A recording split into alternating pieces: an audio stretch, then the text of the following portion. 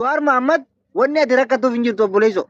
Ummata galata namaan beekne, ummata wal hin dhiifne, ummata wal tumuu malee nama hojjeteef galata hin beekne keessa wanni rakkatuuf hin jirtu. Sabni guddaan, sabni kabajamaan, sabni si jaalatu hundaa'ee jira. Obboleesso ci keessaa si hanga umrii hanga jiraatte kana arrii sanii mita dhiigee hin baasin hootu miseensonni kee hundi fudhatanii jirani. Welcome Jawar Muhammad share godhaa viidiyoo tana waraabaa wallahi. Sabni saba haaraa dhufe saba rahaa barbaadu. Kana keenya guddaa akka saba haaraatti Jawar Muhammad saniif. Awwanni jechuu barbaadu waan hin ta'in hin narratte. Awwaan kana akka taphaatti lafaa kaasee wan dubbiin tun kaatee bakka guddoo geesse. Namni akkuma jirutti Oromoon jaallatu. Awwani gubannee bara. Viidiyoo takka waraabeetiin gartee sababa namni Oromoo ta'e ichi buqaanee saba tokko saba mataa keenya uummanne hojii jiraannee jennaan viidiyoon sa'aatii damee furga'ee namni humni qorola malaayii godhee namni humni beeka sheer godhe karaa tiktookii kanaanis nama kumaa fi sa'aatii damee furga'ee nama kumaa fi namni dhibbi lama sheer godhe ni gala. Deebi'eetii wanni kun uummata kanaa taatee waan jiru irra dhaabbadhee keeshaa ruuzaa keeshaa gartee midhaan gaalaa keessaa naqu kana walitti hodhadhee alaabaa saba uummata Oromoo irraa ichi fotoqee jee miidiyaa irra sheer godhe. Sa'aatii damee furgeessa akkasuma wal jalaa sheer godhan. Wanni kun bal'aa farkatta jeetiin guyyaa kaanis itti deebi'e. Maallaqa tokkoon bidee. Kabajaa waliin jiraachuu qaba. Nyaachisee wal obaasuu qaba. Waan jiru qabannee namoonni tokko tokko irra hirmaatee yaaduma sanuu hoggis yaaduma ijoolleen sun hoggis yaatuun sanuu harkaa fashallee akka ijoolleen tun irraanfattee waan kana jala gorroo amma waan irra dhufe caalaadhaa warri asirra jirulleen hundi hubachuu dandeessanii yaada ijoolleen sun torbee san keessa yaa jirtuun guyyaa 4-5 dura yaadni kun fashalamee akka nama tokkotti irraanfatanii jaalaluma duraanii sanitti haa deebi'anii kalaas ajandaa waan kana ta'ee haa dagatanii yaada ijuurra dhaabbanneeti.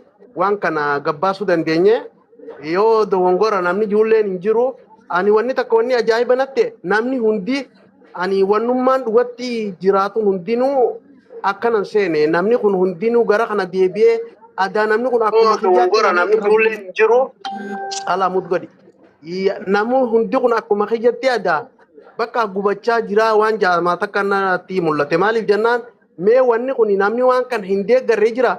Wanna kana hunda wanni itti deeggaruu namni waan kana deeggaruu itti eegalee dhukkuba isaan amata meeqa qabatanii kunis waan adda addaa balleessee kunis muka hudduu wal kaa'ee kunis gosaa fi gandaan asirra miidiyaa irra taa'ee wal arrabsee bakka hayyoonni keenya kana jidduu mataan nyaateeti wallaahi namni keenya gurguddaan haalli kanaa qaba silaa bakka itti jiraate dachii jalatti awwaalamee jiraate hayyoonni keenya gurguddaan dachii jala yaa'ee sheekonni keenya dachii jala yaa'ee jiraachuuf haalli inni godhachuu danda'a. Maaliif bakka itti aan hin jirtu waan ta'eef nagaan asirra ta'anii tumannumaa wajji ija imimmaaniitiin miidiyaarran hojjaa jiran. Takkaan gamman sheekonni keenya eega keessaafuu namni bijaayaa kun dhukkuba adda addaatiin akka wal galaafatee sabaa fi gandaan gosaan wal fitee akkana wal rakkisu jira. Takkaan gammanne egaa waan jiru yoo namni tokko dhufee nama kana niin gorsa jeetti waan sheetichi kun gosa abaluutiif dhufee na gorsee jee dhufee mataa gad deebisee irra dhaabbachaa oola. Namtichummaan guddaan qafuudhee ilmaan dhaluu danda'u hajaartii qabu kun saniifuu waan kanarra dhaabbataniiti sabni keenya wallaahi mataan nyaadhamee if gollaalee karaa yaa'u dhabee hedduu rakkachaa jira namoonni dandeessanitti dabra. Yaanni biyya kana waan kanarra dhaabbatanii sii dabala asumarratti hin qabxii takkaa bilama sii dabaluu barbaade. Carraaqataan isa akkuma nu deebisetti erga waan kanatti seenne miseensota hedduu sarkannee miseensota hedduu horanneeti kan jedhu miseensota san keessaa nutis tokko. Namni asirra jiru kun baay'ee nama 300 waa jiru kun guutuun akka miseensa san ta'anii abdiin qaba. Oromoon Oromoo irraa abdii kutachuu Oromoon agartee sirna wal nyaatu sirna agartee minilik warra raawwanne warra raawwachuu waan jirtu abdii barachuu keessaniif galatooma nuti akka miseensa keessanitti galatooma isin jenna nu jiraadha. Mee waan beekturraa viidiyoo ta'e takkaan harkee ture kaleessa waan jette keessa qabda sirba tokko yookaan sagalee takka kaafteeti afaan kanaa yookaan immoo sirbichi kuni kagartee alaabaa tanaa jettee yebbatte mee waan seerraa xiqqoo nu jechuu dandeessa waan tokkoof lama sadii afaan saniin afaan kaleessa dubbatteen afaan moroonii yoo kana. Wanni suni wanni itti dubbachuu hin dandeenye. Kana tokko bichaan jira barreeffadheetiin qaba barreeffama na bira taa'urraa waraqaa irraa dubbisee ammatti waraqaan sunillee waan natti hin dhiyaanneef isiniif dubbisuuf sila bakka guruppiin ni jirti guruppiin carraaqataan jaare guddee jira ichi keessa dhufanii namuu afaan sanis yoo barate na tola sun akkasuma. Ulfaadhu galatoomi. Jechoota tokkoof lama sadii wazulaara nu buuftee gaariin turre. Yaani jechuudhaaf amma waan afaaniin na ulfaata takka walillaa kun odoo hin taanetti sila achumatti bakka hoggaan waraqaa harkadee isinii dubbisee na tola. Ulfaadhu galatoomi waan kana gaa erga jabeessitanii galmaan gahaa galmaan akka geenyus abdii guutuun sirraa qaba. Abdii guutuun ifirraas qaba. Waan kana galmaan ga'uunis nurra dirqama.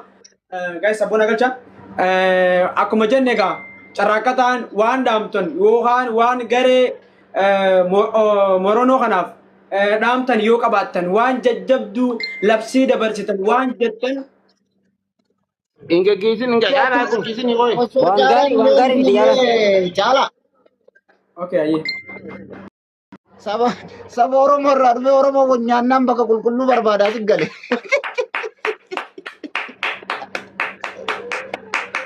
Ulfaadhu galatoomi. Ulfaadhu galatoomi. Sabboon Harargee mutiraa asitti. Juwaar Muhammad wanni ati rakkatuuf hin jirtu obboleesso.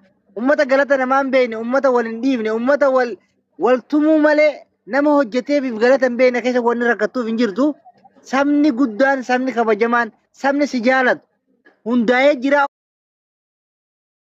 Obboleessa hojii keessaa si hanga umrii hanga jiraatte kana arrii sanii mita dhiigee hin baasin hootu miseensonni kee hundi fudhatanii jirani. Welcome Juwaar Muhammad share godhaa viidiyoo tana waraabaa wallahi. Sabni saba haaraa dhufe, saba rahaa barbaadu, saba sammuu ati kasilaa biyya Itoophiyaa. Kutte maal jensa? Kanaafi Habibi Juwaar Muhammad si jaalannaa kara saba bareedaa kanaa kootu asirra hanjiraadhu obboleesso mataa if hin dhukkubsin girrigirricha keessaa dhiisi kootu hoogganni kee carraaqataa baadiyyaa namicha guddaa rabbi Oromoo keessa waa kaayee yaa Moronoo keessa waa kaayee saba haaree hundeesse asin dhaamsa dhaamiif hooggana keenya guddaa akka saba haareetti Juwaar Muhammad saniif. Awwanni jechuu barbaadu waan hin ta'in hin narratte. Awwaan kana akka taphaatti lafaa kaasee wan dubbiin tun kaatee bakka guddoo geesse. Namni akkuma jirutti Oromoon jaallatu. Awwani gubannee bar. Viidiyoo takka waraabeetiin gartee sababa namni Oromoo irraa ichi buqaanee saba tokko saba mataa keenya uummanne hojii jiraannee jennaan viidiyoon sa'aatii damee furga'ee namni kumni kudha lama laayik godhee namni kumni beeka sheer godhe karaa tiktookii kanaanis. Nama kumaa fi sa'aatii damee furga'ee nama kumaa fi namni dhibbi lama sheer godhe ni gala. Deebi'eetii wanni kun uummata kanaa taatee waan jiru irra dhaabbadhee keeshaa ruuzaa keeshaa gartee midhaan gaalaa keessaa naqu kana walitti olaanodhee alaabaa saba uummata Oromoo irraa ichi foxoqee jee miidiyaa irra sheer godhe. Sa'aatii damee furga'ee akkasuma wal jalaa sheer godhan wanni kun bal'aa farkattee jeetiin guyyaa kaanis itti deebi'e. Maallaqa tokkoon fide mas kalee jechuun isaanis hin dhaabbanne akkasuma wal jalaa sheer godhan amma waan fiifu waan hin yaadiin hin irratti ta'ee bakka ani kun ammas beekumsaas diras hin qabu rakkoo haadha baatu osoo hin baratin biyyaa xiqqeenyaan na baasee biyyaan baatan keessatti bakka barnoota illee osoo hin fadhuu xiqqeenyaan akka malee barnoota jaaladhaan hedduullee barannee kutaa saddeebbichaan baradhee biyyaa ba'ee nama akka malee barnoota jaalattu takka bakka barnoota sadarkaa keessaan baa ture taatuma ammas waa dhabne kun gartee na dura dhufee barnoota kanarraa shaakalee waa dhabaan rakkoo waa dhabaatiin biyyaa ba'ee biyya tana dhufee amma egaa waan kana asirratti hojjedha kan fidee akka malee dubbiin tiituun fudhatama hawaasa Oromoo kana biratti hawaasa Moronoo kana biratti fudhatama harkattee ani kun beekumsa qabu akka maataa juuna dhagaame ammas warri miidiyaa akka jirutti mootummaa keenya jaanii pirezidaantii keenya carraaqataa baadiyyaa jaanii feesbuukaa fi tiiktookiin suuraan tiyya ol dha'u alaabamaan boca tanaa fi suuraa tiyyaa miidiyaa kanarra guuti. Bakka nama na dhagaame ani kun beekumsaas hedduun barannee yaabomee maalaa ta'u namni dafeet kun sabni uummanni Moronoo uummanni qulqulluun kun mootummaa na godhate an beekumsaas dinas itti qabu akka maa ta'u waan hin jiru eebifuun na dhagaamee jira beektaa ammaan tana rakkoo haadha baatu osoo hin baratin biyya na baasee carraaqataa kiyyaa nama laala akka tokko mootummaa dandeettii uumamaa sammuun tiyya dandeettii uumamaa ni qabdi. Barnoota kiyya karatti carraaqataa kiyya dhageeffatu asirratti laal waan amma ati dubbatte kanarratti gammachuu daangaa hin qabne nu hundatti dhagahame dhageeffadhu.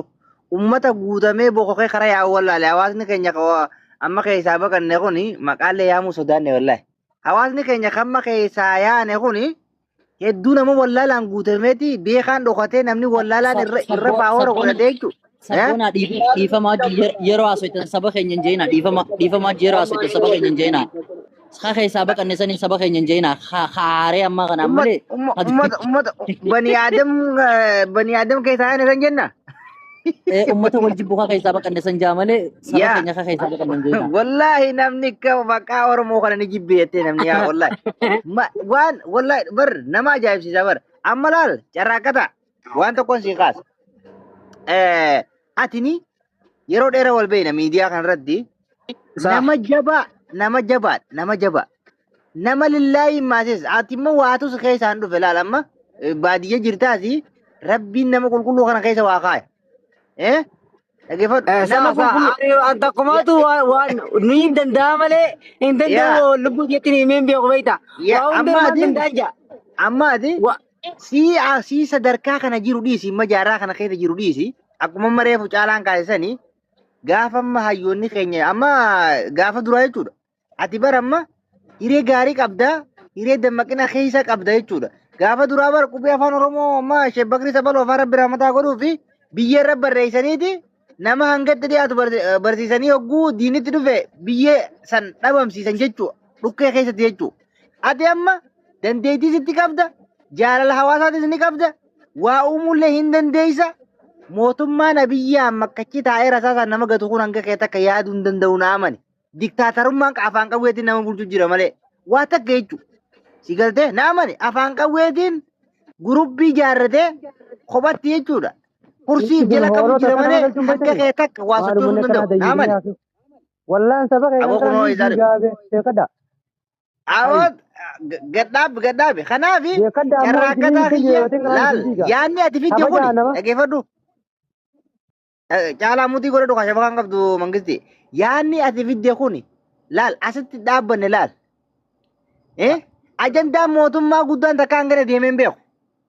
Ajandaan mootummaan digirii fi digirooma maqaa doktoorummaatiin if guddisanii if yaaman kuni hangana bal'atee hin beeku. Ani akkasitti na dhagahamee miidiyaan kun hundi feesbuukni kun hundi ani waan kana akka taphaatti lafaa kaasee miidiyaan kun feesbuukni suuraa xiyyaa fi alaabaan hojjete boce tana ta'ee tiktook tana ta'ee bakka mootummaa keenya ta'ee akka ijoolleen na yaati waan Mootummaa keenya. arra maal jechuudha na dhagaame walaa hedduu. Laala wili ganaadha amma ni eegalte jabaadhu abibi kanaaf sabni keessa ba guddaadha ummata guddaadha dukkana keessaa ba gara biifannu baase obboleessoo nu dukkanoyte wallahi saba keeti ifa Atillee maqaa uummata kabajamoo Moronootiin kabajame ulfaadhu sinjaa hundumtuu keessanuu warri nu dhageeffachaa jirtanii fi kagartee gasteerra jirtanii hundi keessanuu abbaan manaa caalaa nuureenis hedduu galatoomaa hundi keessanuu ulfaadhaa naa jiraadhaa isin hin jaa.